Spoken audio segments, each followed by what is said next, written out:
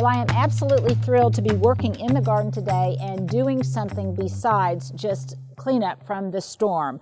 And I am thrilled today because I get to work in the potager. So I'm getting ready to plant some bright light Swiss chard in this quadrant, which I think of as quadrant number 2 of the potager.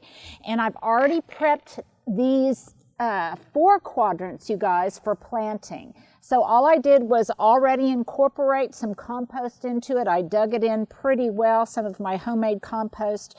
And then I've got a pot of this bright light Swiss chard. Now you guys, this is so easy to grow from seed.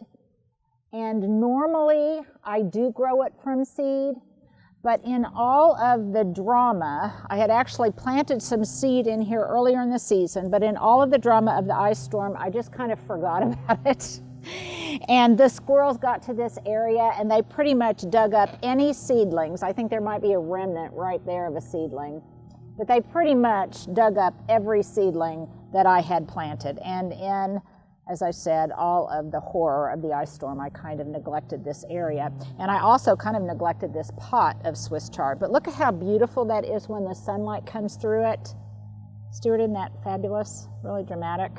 So what I'm going to do, since my seed didn't work, and by the way, you guys, you can do that. You can plant the seed either in the spring or the fall, because this Swiss chard, which I think is probably the most beautiful green you can grow. It's my very favorite green to grow. And actually, I would give it, in terms of my hierarchy of preference for eating greens, I don't like the taste of it as much as I like the taste of some other things, but it's so beautiful that it is on my must plant list absolutely every year. So I have watered this pot extremely well. And now I'm kind of just gently separating this. And if you guys want to grow it from seed in a pot and then plant it out in the spring, if you've got an indoor seed starting capability to do that, you can. Now normally they say gently tease these apart, but in my experience, these guys are pretty tough. So I don't have a lot of room in here. The boxwood just keeps growing and it is encroaching on the growing area in the center, and I'm going to be doing something about that in the spring. But for right now, I am just going to plant this Swiss chard.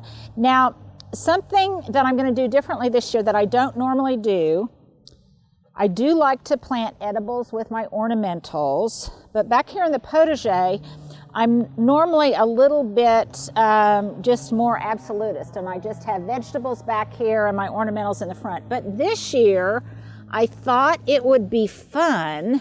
You can see I've already dug these holes just with my little weeder digger. But I thought this year it would be fun, since instead of seeds, planting them kind of scattershot, where this bed would be densely filled with this bright lights, I'm going to plant them more intentionally separate, because in between I think I'm going to plant some tulip bulbs. So it's still just a little bit warm. You can see I'm just planting these at the existing level where they were growing in the pot. And I'm being careful, if I can, not to step on the growing area, because I don't want to compact the soil. And these look, a little bit tattered. Some of them look a little bit tattered now. And over the winter, of course, they'll get more tattered. However, what I have discovered is that they come back just fine. They will come back. See how I can separate those? Look, even the roots are beautiful. Look at that. Just almost fluorescent. But these will come back in the spring and they'll be absolutely glorious.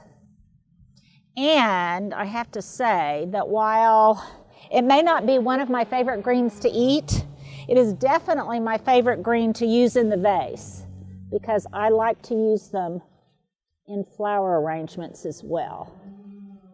Now, I had already worked some compost in here, And you can see just how wonderful the texture of this soil is. It's really good, loose, and loamy. But nevertheless, after I plant the tulips, and I'll plant them kind of in a staggered form so that they will bloom in between these giant leaves. And I'll try to select a tulip that's a little bit more pinky red, and they'll come up and they will bloom in between these massive leaves. There'll be a wonderful color echo, and I think it's going to be absolutely beautiful. Once the tulips are in the ground, I'm going to use some of my leaves that I just mulched with my Works mulcher, and I will top dress this whole area with that. And I think in the spring it's going to be absolutely glorious. And again, as always, I apologize for all of the noises, the blowers and the chainsaws, because this cleanup after the storm is just an ongoing activity. It will probably go on for months. So if you guys want something that will be really spectacular in the spring, try some of this Bright Light Swiss Chard.